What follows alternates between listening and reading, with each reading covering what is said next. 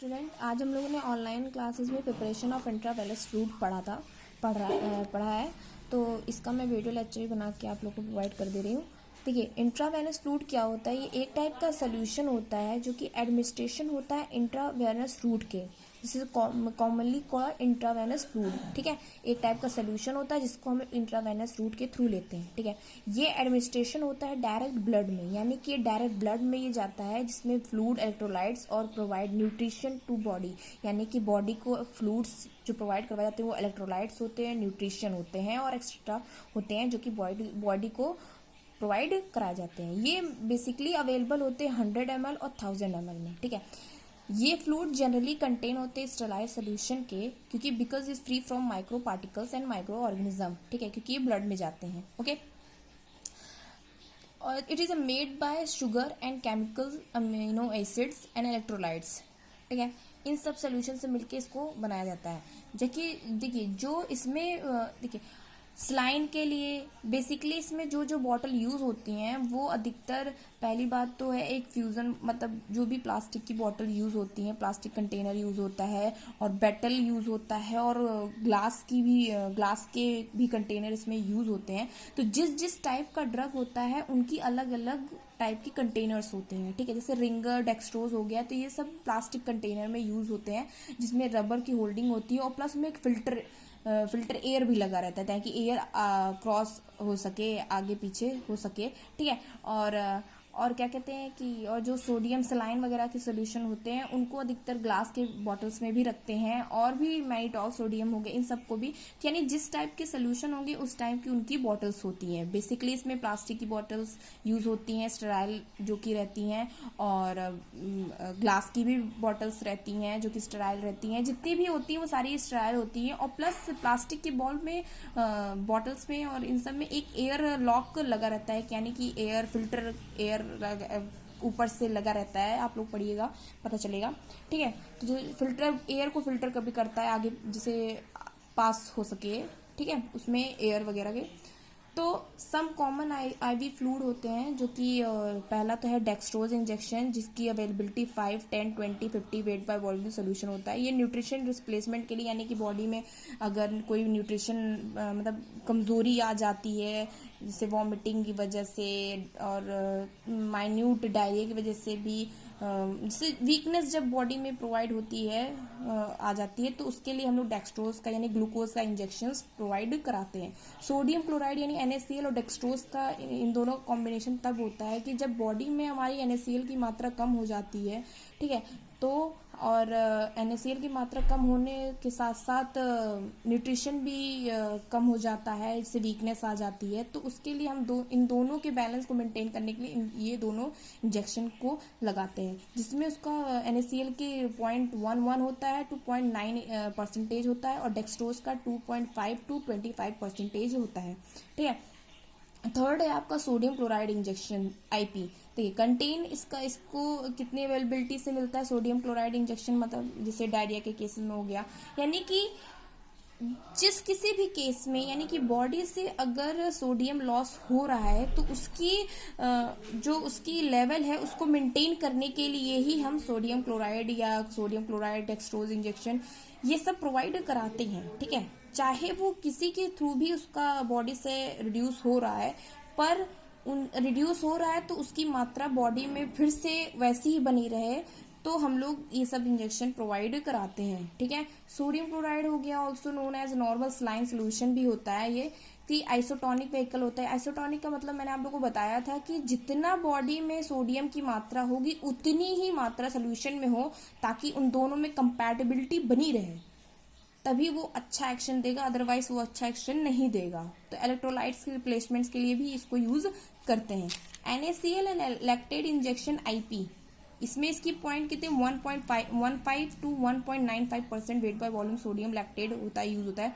देखिए sodium lactate का use तब होता है जब सीवियर डायरिया होता है, यानी कि सीवियर डायरिया मीन्स कि डायरिया हो रहा है और उसमें सॉल्ट भी हट रहा है, जा रहा है, तो जो सोडियम क्लोराइड की इंजेक्शन से भी नहीं उसको मतलब पेशेंट्स को राहत मिल रही है, तो हम लोग सोडियम लैक्टेज इंजेक्शन प्रोवाइड कराते हैं ताकि वो चीज़ें खत्म हो जाएं, यानी कि वो प्रॉब्लम्स खत्म हो जाएं, वो ईजिली पूरे मेंटेन कर ले बॉडी को। ठीक है, जैसे डायरिया, जैसे सीवियर डायरिया हो रहा है तो जो सोडियम से नहीं ठीक हो पा रहा, तो NaCl लैक्टेड इंजेक्शन हम लोग प्रोवाइड कराते हैं।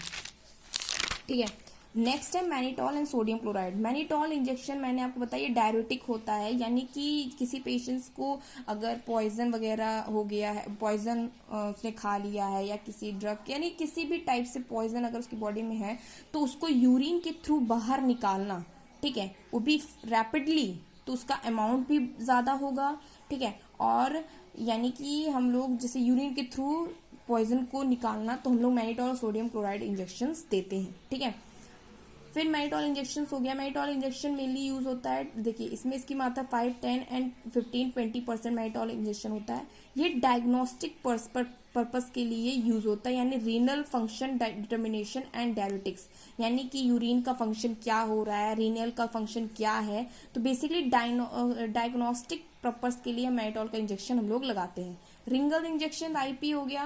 देखिए IP आपकी बुक में है, ठीक है, तो वही हमें फॉलो करना पड़ेगा। तो रिंगर इंजेक्शंस IP है, तो उसमें देखिए रिंगर इंजेक्शन इसलिए डिफरेंट है क्योंकि जो इसमें मात्रा है, जिसकी जितनी परसेंटेज है वो इक्वल है, ये चेंज नहीं हो सकती हैं, तो इसीलिए इस रिंगर इंजेक्शन इंपॉर्टेंट होता है, क्वेश्चंस में भी आते हैं। कंटेन 0.86%, इसमें NaCl 0. पोटेशियम क्लोराइड और कैल्शियम क्लोराइड 0.33% होता है। ये बेसिकली ये भी सीवियर डायरिया को ही कंट्रोल करने के लिए लगाए जाते हैं, इलेक्ट्रोलाइट रिप्लेसमेंट के लिए। ठीक है, ये सब इलेक्ट्रोलाइट रिप्लेसमेंट के लिए ही यूज होते हैं। अब preparation of intravenous admixture. Admixture मतलब ये होता है कि कोई एडिटिव्स अगर हम मिला रहे हैं या कोई एडजुवेंट मिला रहे हैं, तो उनका क्या साइड इफेक्ट होगा या क्या उनका एक्शन होगा, और प्लस जो भी हम लोग प्रोडक्ट उसमें मिला रहे हैं, शुगर, अमीनो एसिड्स हो गए, कुछ भी हो गया, तो उसको कंटामिनेशन से बचाने के लिए हमें क्या क्या करना है। पहली बात तो उसमें क्या क्या होने लगता है ये है, और प्लस उसको हम लोग किस तरीके से बचाएं, क्या सेफ्टी रखें, वो है। तो एडमिक्सचर का मतलब होता है ये स्टेराइल प्रोडक्ट होता है। ठीक है, sterile admixture generally is expected by nurses, यानी कि जब इसका प्रिपरेशन होता है वो नर्सेस के ही द्वारा, फार्मासिस्ट के द्वारा इसका प्रिपरेशन होता है।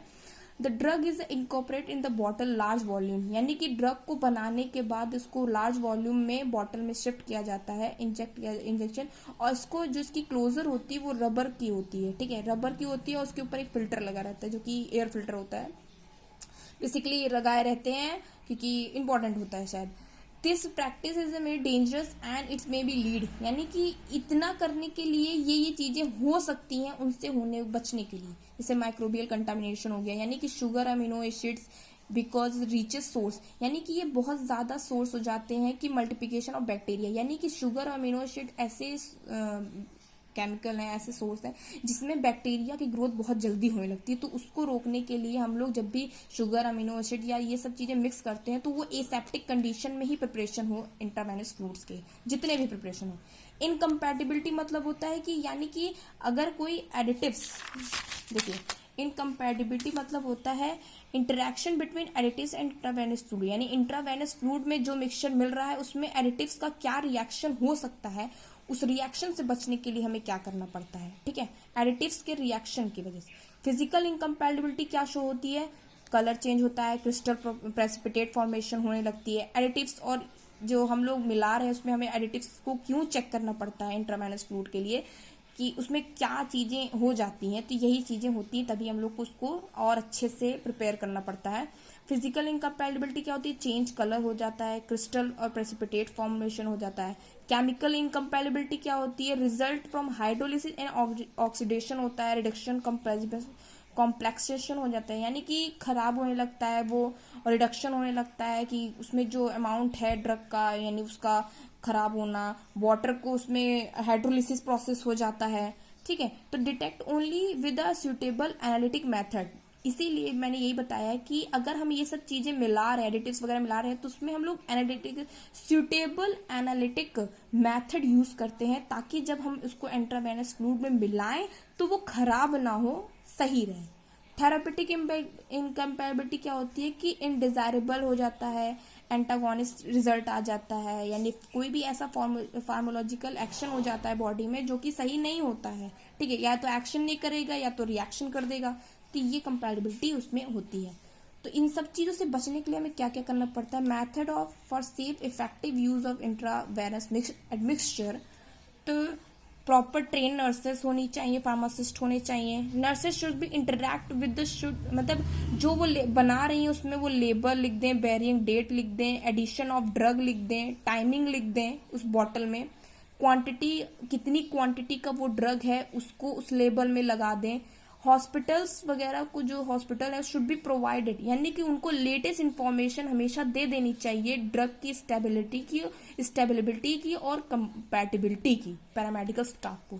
तो इन सब चीज़ों से बचने के लिए हमें ये करना पड़ता है, नर्सेस को बताना पड़ता है, ट्रेन नर्सेस होने चाहिए, अगर नर्सेस बना रही तो उसमें लेबल वगैरह सब सही होना चाहिए, ठीक है। तो ये सब प्रोसेस होता है। बच्चा आपका 2 टॉपिक है टीपीएन और डायलिसिस, वो हम मंडे को मैं आपको उसका लेक्चर सेंड कर दूंगी। आपका parental doses form complete. Thank you student.